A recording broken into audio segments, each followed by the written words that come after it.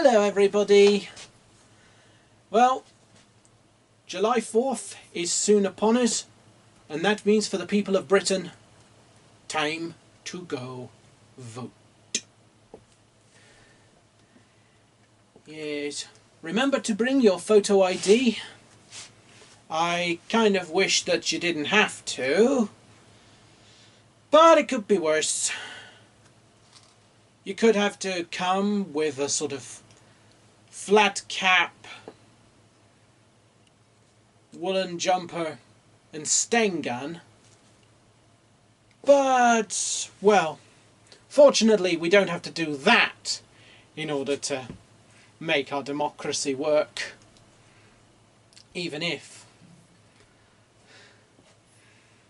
there were times where people had to do that, you know.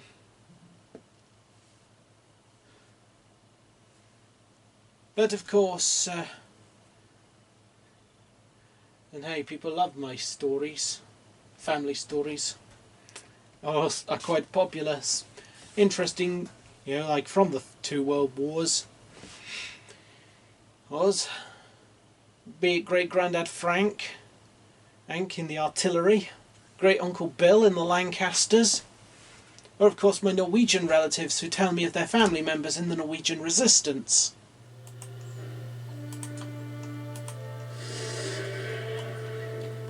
Yes. Of course, Empire Store in the modern world makes it look a little bit easier than it was in real life. Just clicking the little secret agent button. No Bester Moy creeping through the Norwegian undergrowth and through the forests to make sure that they weren't spotted. Radioing back intelligence, or writing, or more commonly, from what I was told, writing on little notes that they could then send back to the British via trawlers that went through the North Sea, often with the lights off so that they weren't detected. But still, you don't necessarily... But that's just that was just one example of making your democracy work. But there are others.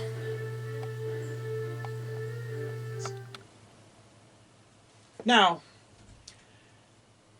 when it comes to July 4th, you won't have to blow up any viaducts or hunt down or kill any Javel Tusker. Trust me, we can all be friends now.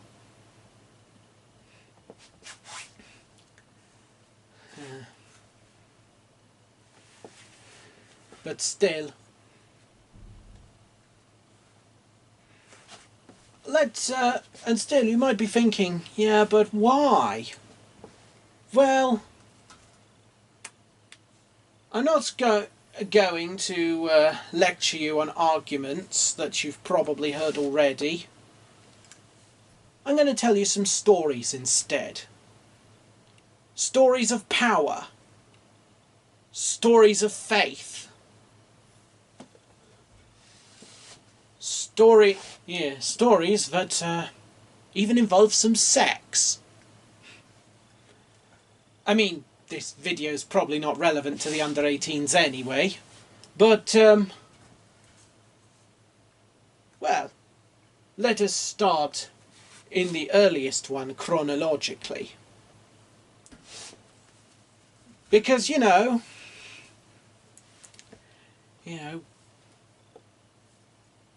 Great Grandad Henry and his brother William might have played their part in bringing down the Second Reich, putting the kibosh on the Kaiser as they called it, and of course great Uncle William, who didn't think it was such a lovely war, so he went and helped people out. But and of course in World War II, on my mum's side, Great Grandad Frank and Great Uncle Bill on my dad's side, and of course family from the Norwegian resistance, all telling the Third Reich, Viva Lichter, sitte mer. Here. But still, yeah, I know my Norwegian's terrible, but let us talk instead about that First Reich. So, we begin sometime in the 17th century, perhaps, with some silk weavers. Empire's Don the Mon World is providing a reenactment of their journey.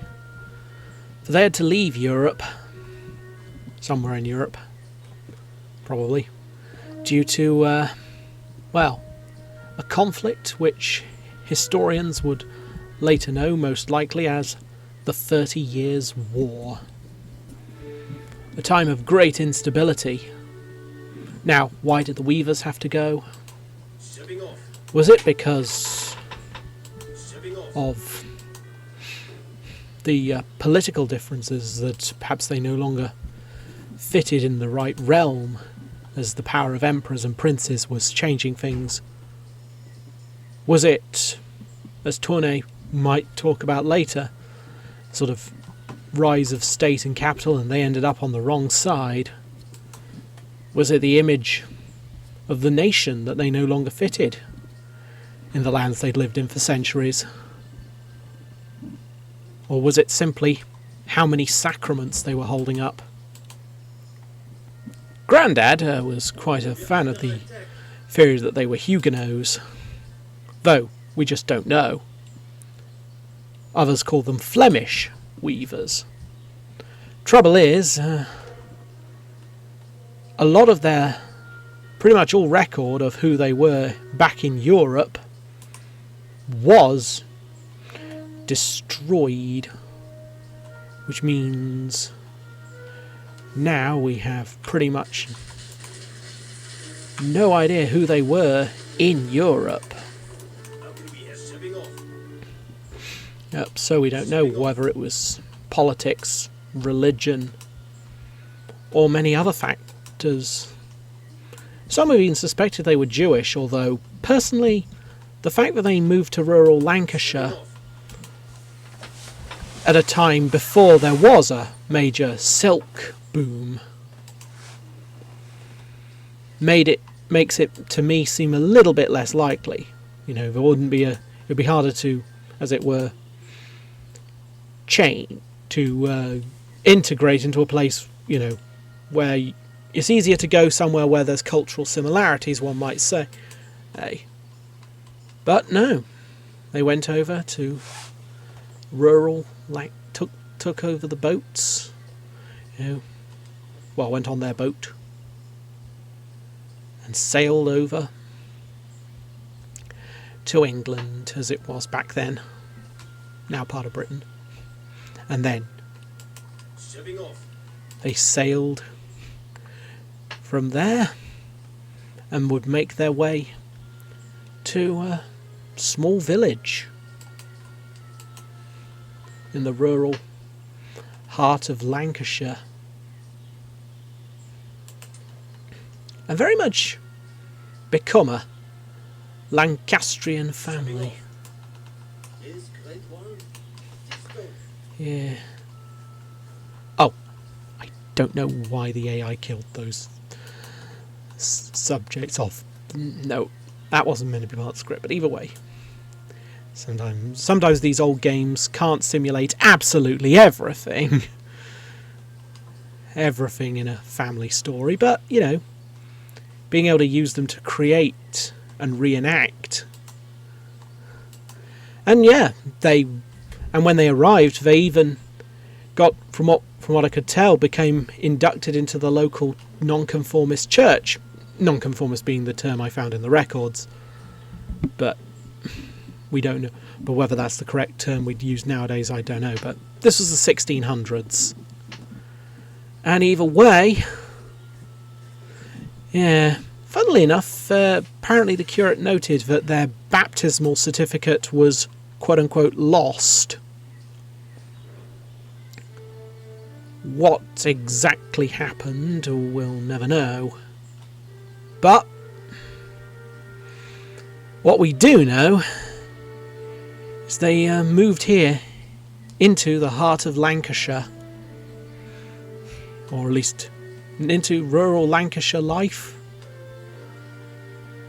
set up home and carried on to weave silk. He integrated into the local culture, you know, being a proud Lancastrian family right to this day. And then they set up their home and their silk weaving business. And from that base, they'd come and be a part of Lancashire's textile industry right up until the 20th century. But here was where they made their home. And here was their home. And so people had... And you might think, yes, but Ed, those times of persecution are a lot more distant. Well, that's where we shall now go to our story in the late 19th century. So we come to the 19th century, and my grandfather's grandfather, who, despite his West Country rural background, he was a railway worker. But he had to leave his village. What had he done? He converted to Catholicism. That was the thing that was so unacceptable to the village he lived in, and his family had lived in for generations, that he had to leave and move to that great capital of the empire as it was at the time. The city that we call London. Now, fortunately, because of his skills as a railway worker, he could move more easily, find work in that great city, and eventually he would settle in London.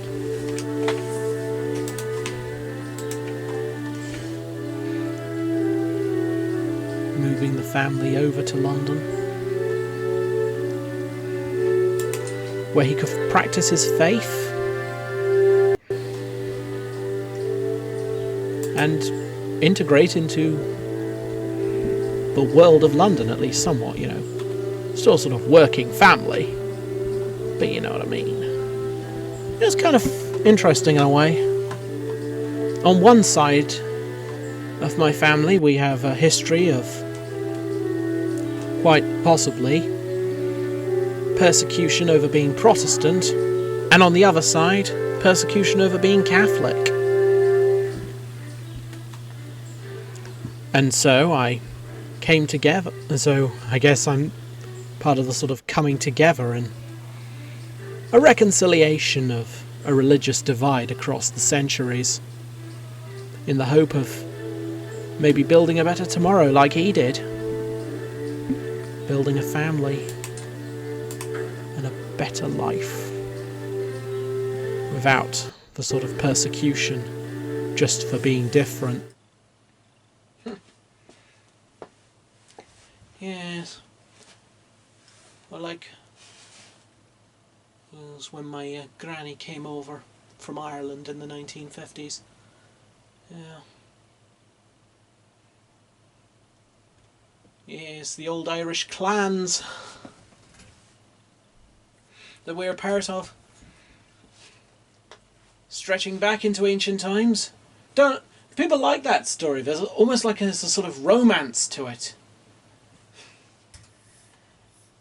I mean, often I leave the part where they were stripped of their land in 1609 and kind of farmed in that sort of Tyrone area before Granny came over to Britain in the 50s. But of course, some people are.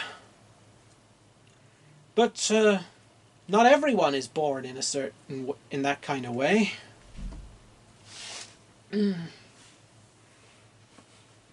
way, from an ancient, being able to look back at a line going back to the ancient times. As we go once again to the late 19th century, we can see another ancestor, born not even knowing who his father was. And now, a different kind of story, as we welcome Empire Earth back to the programme. Story not about religion, but seven generations back from me. A child born to a woman called Bernadette. Okay. A maid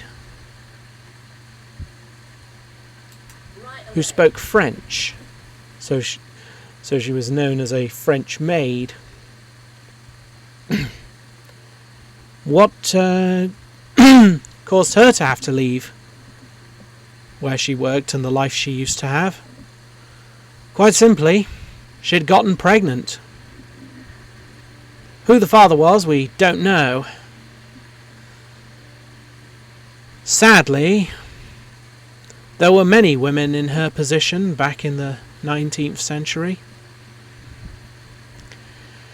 And if William Gladstone's work was anything to go by, his work with charity, that is, that's how quite a number of women ended up in prostitution. Sad but true. Okay.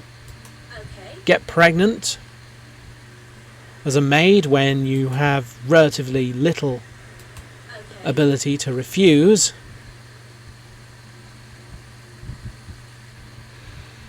Here's your employer. But then just cast aside because you were seen as fallen. People were a lot were a bit more judgmental like that in those days, I guess. Hopefully people will move on from that. But anyway, and then after that, have no employment opportunities. Fortunately for Bernadette, she didn't have this. She, after her child was born, received a large sum of money anonymously.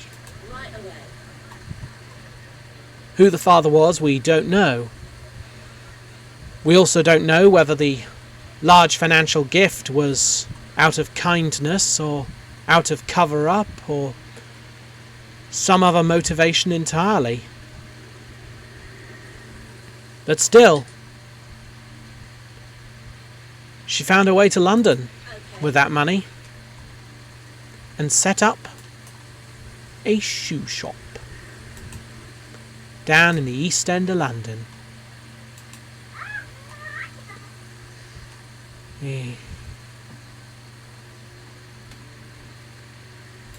Over in London's East End, she'd set up a new life, selling shoes. And that would be her new lot in a life that, having left the life of a maid behind, and now we still to this day don't know who the father was, or whether it was him or someone else who gave her the money. But starting out that new life, obviously things would change, and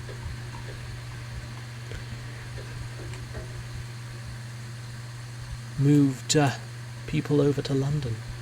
Yeah. So, what do we learn from all this? All these stories. Stories of faith and power. And, well, power is obviously the main point of the word. Power can be held by individuals. Power can be held collectively. Power can be used for good when it lifts up those without power. power can also be used to cast people down, to hurt people. And so, I think I'll get towards the end now, with a little piece about how I vote. People have asked me who I'm voting for. Now, I don't want to be too much of an influence on the vote. After all, I'm not a very political person. Not really. I just try and help out where I can. And the point is, how I vote. What I think is more important for this video is how I decide what candidate to vote for. And my method in a way is pretty simple. Do they support community? Do they support lifting people up? Because you don't have to cast someone down just to lift them up. There's enough of this world for all of us, so. And there's enough life and goodness for all of us. In a lot of ways. So anyway, point being, does the candidate support people? Does the candidate support people being able to live their lives in peace and happiness?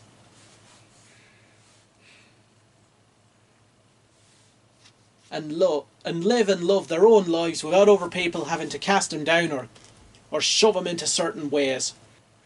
Holding people together, lifting them up, allowing them to move and grow without breaking them or forcing them into a certain way. And God willing, the rest of you can find a candidate like that as well. Someone who will support your community, who looks out for people. And however you decide to vote on July 4th, it was lovely having you here.